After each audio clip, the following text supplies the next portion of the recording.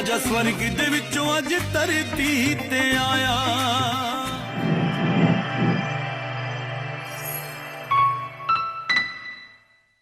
Praise the lord.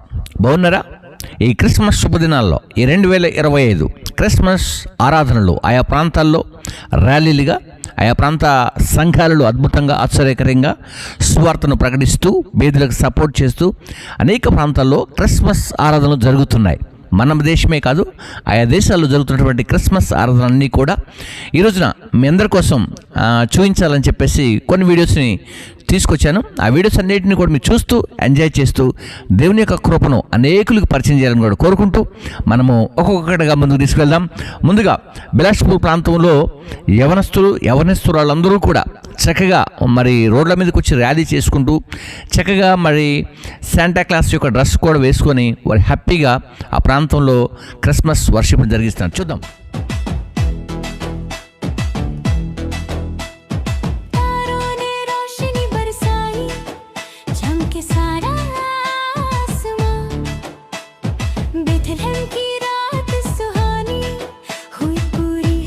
చూశారు కదా?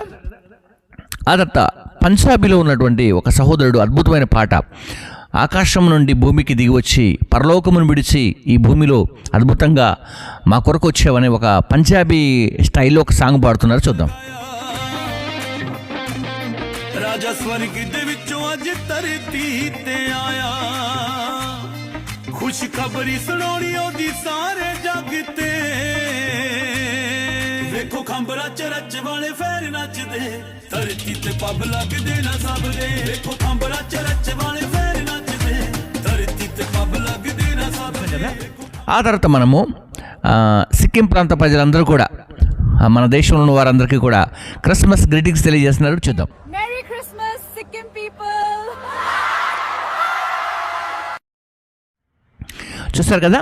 అలాగే అంబికాపూర్, ఆ తర్వాత మరి ఇస్లామాబాద్ జరుగుతున్నటువంటి మనం క్రిస్మస్ ఆరాధన చూద్దాం మీకోసం.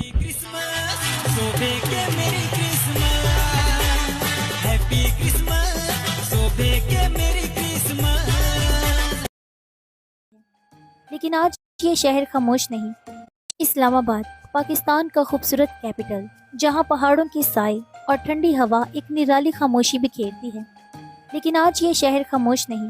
आज यहाँ खुशी है, रंग है, मसीही गीत हैं और सबसे बढ़कर ईमान की जीत है। यह है इस्लामाबाद क्रिसमस रैली 2025, एक ऐसी रैली जिसने न सिर्फ शहर को जगमगा दिया बल्कि मोहब्बत, भाईचारे और मजहबी हमआहंगी की एक नई तारीख ली। రైట్. ఆ తర్వాత దుబాయ్ కంట్రీలో అద్భుతంగా క్రిస్మస్ వర్షిప్ జరుగుతూ ఉంది. అది కూడా చూసినాక మాట్లాడుకుందాం. के साथ भी मोहब्बत और कुर्बानी में नजर आता है। आज दुबई की रोशनियों में बैठकर हमें अपनी जिंदगियों का जायजा लेना चाहिए। क्या हम भी अपनी जिंदगियों को मसीह की तालीम के मुताबिक बना रहे हैं? क्रिसमस सिर्फ जश्न नहीं। రైట్. ఇక చివరిగా మనకున్నటువంటి హెలోయ్ అనే సహోదరుడు, నేను చెప్పాను కదా అమెరికా దేశంలో ఉంటారు, వారు ఒక గ్రీటింగ్స్ తెలియజేస్తున్నారు. అంటే రాబోతున్నటువంటి 2026 ఎలా ఉండబోతుందో చిన్న గ్రీటింగ్స్ ఇస్తున్నారు. చూద్దాం. In 2026, stop telling people what you're up to. Stop revealing everything that you're doing. Some of you are giving the devil what to attack. You are telling your neighbors what to go after.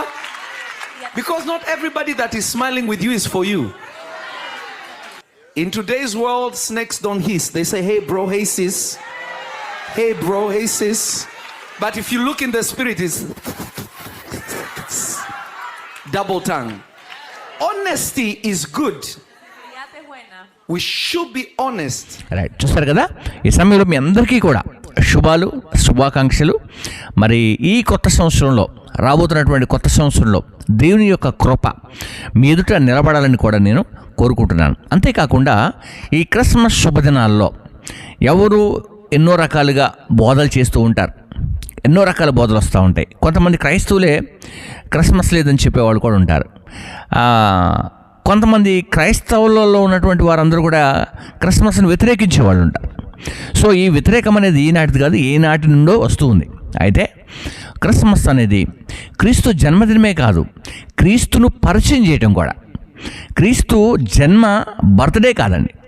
క్రీస్తు యొక్క జన్మను birthday celebration కాదు. క్రీస్తు పుట్టాడన్న వార్త అనేకులకు తెలియచేయటం.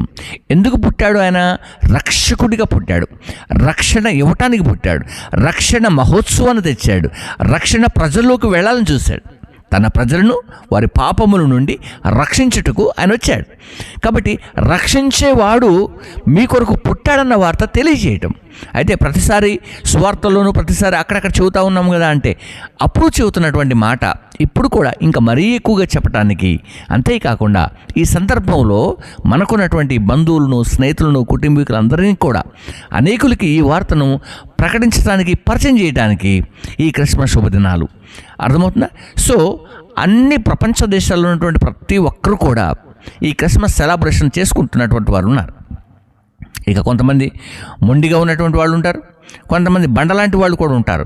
So వారికి ఖచ్చితంగా చూస్తే కానీ మేము నమ్మం అనే విషయాలు ఉంటాయి. కాబట్టి వారు చూడాలా, వారి యొక్క మనోనేత్రం కూడా ఒకరోజు తెరవబడుతుంది. వారు కూడా క్రిస్మస్ ఆరాధన చేస్తారు ఖచ్చితంగా. కాబట్టి ఈ సమయంలో నేను రెండు విషయాలు చెప్పాలని ఆశపడుతున్నాను. రాబోతున్నటువంటి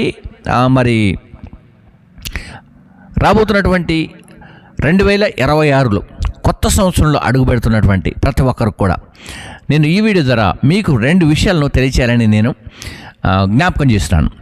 ఎవరైతే ఈ నూతన సంవత్సరం కొరకు సిద్ధపడి ఉన్నారో, ఎంతమంది అయితే క్రైస్తవ జీవితాన్ని కొనసాగిస్తున్నారో, ఎంతమంది అయితే క్రీస్తులో జన్మిస్తూ వారి హృదయాన్ని సరిచేసుకుంటూ బాగు చేసుకుంటూ ఉంటున్నారో, వారందరికీ కూడా ప్రభువును రక్షకుడైనటువంటి యేసుక్రీస్తు వారి నామంలో నేను జ్ఞాపకం చేస్తున్నాను.